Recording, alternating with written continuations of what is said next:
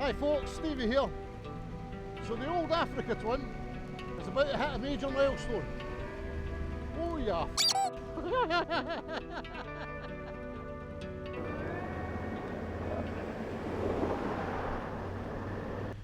As I was saying, it's just about to turn over 50,000 miles.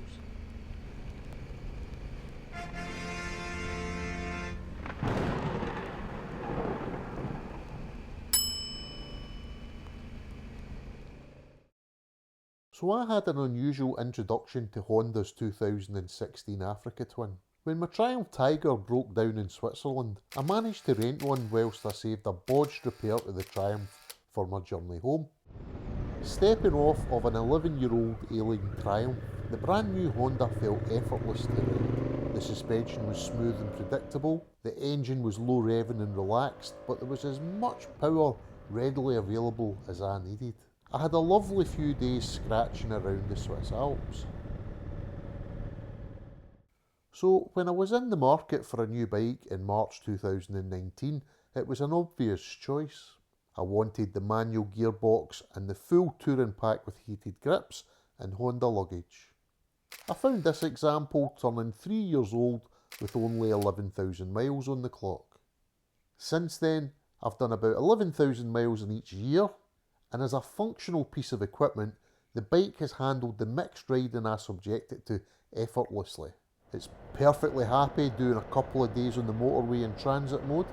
It will scratch through the twisties confidently, even when loaded with camping gear, and it will tick the box as a competent off-roader if you ask it to. But it hasn't been without its problems. So my biggest concern with this bike is the longevity of the electrical components.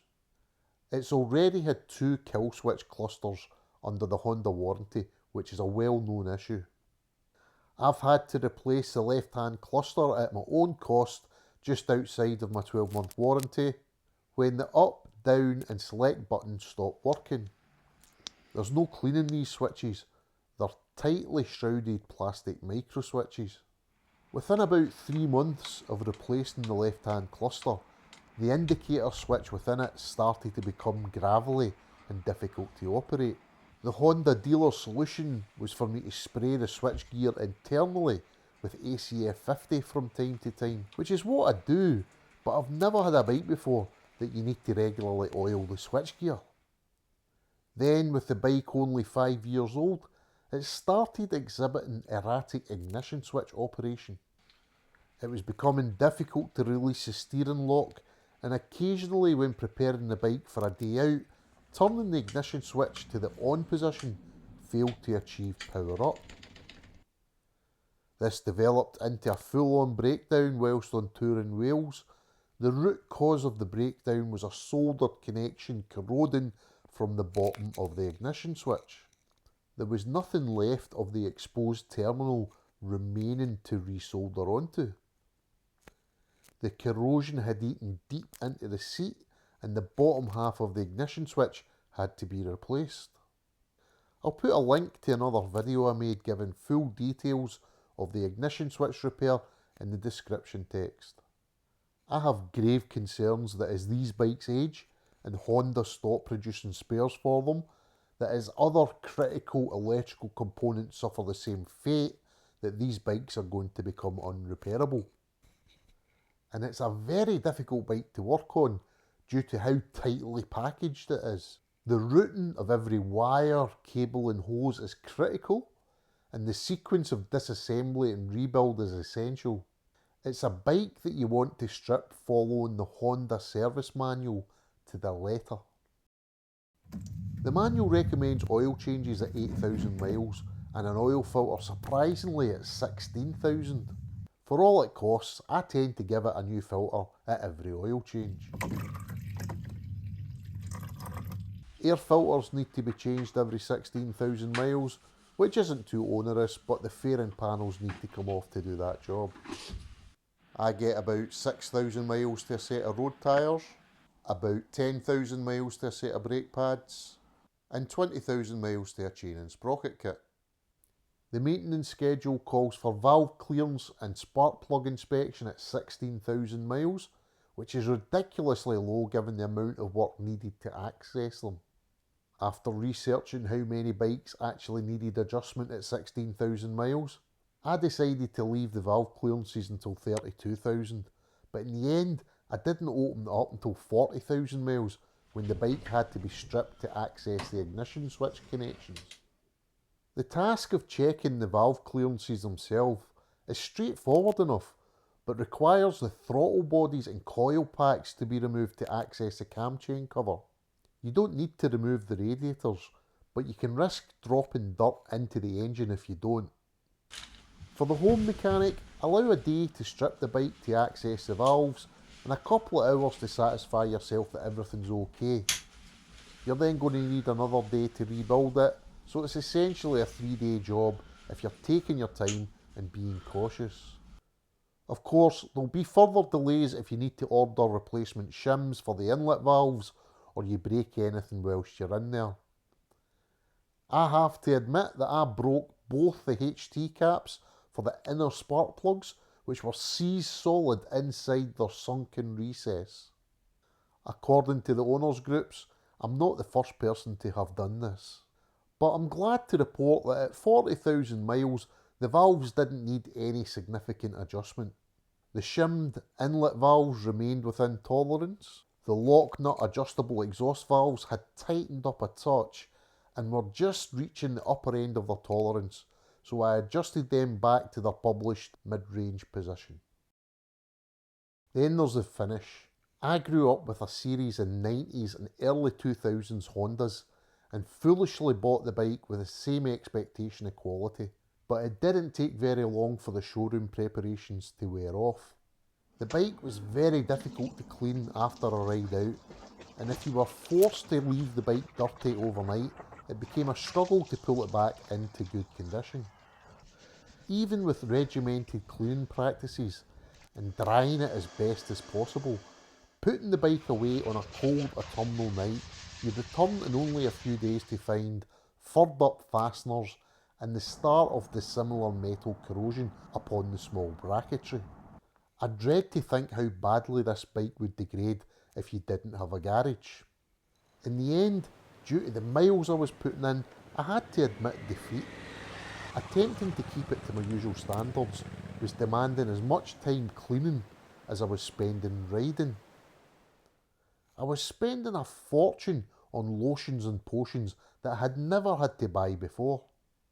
I came to the realisation that people obsess about their bike remaining spotless because they're concerned about resale value and about how much value might be lost when next changing bikes. So I decided to keep this one for the long haul and obtain my value from it by riding it as was intended. That's a strange concept, isn't it? My final criticism of the bike is the spoke wheels and tube tyres. The bike was originally released with BZP spokes and nipples on aluminium rims, which were later replaced with stainless steel spokes when the original spokes tarnished. The new wheels still had BZP nipples though, so the stainless steel spokes, the galvanised nipple and aluminium rims sets off the similar metallic corrosion in a location you can't access to clean. At the point of filming, this rim's only 6 years old. And tube tyres, what possessed them? 90% of these bikes will never see more than a grassy campsite.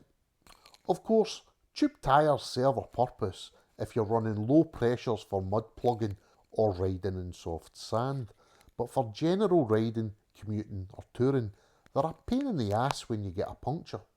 Which brings me on to the subject of modifications. I've fitted a wind deflector plate at the front of the petrol tank to stop the buffeting behind the screen. I've fitted the 345mm short sports screen from Slip Screens in Wales, which is mounted upon an Iconics Part adjustable screen riser, all in an effort to dance around the wind turbulence under different conditions.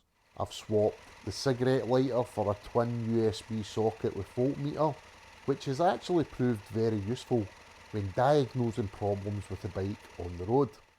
And I've fitted this huge top box to help with photography equipment and camping. Heated grips.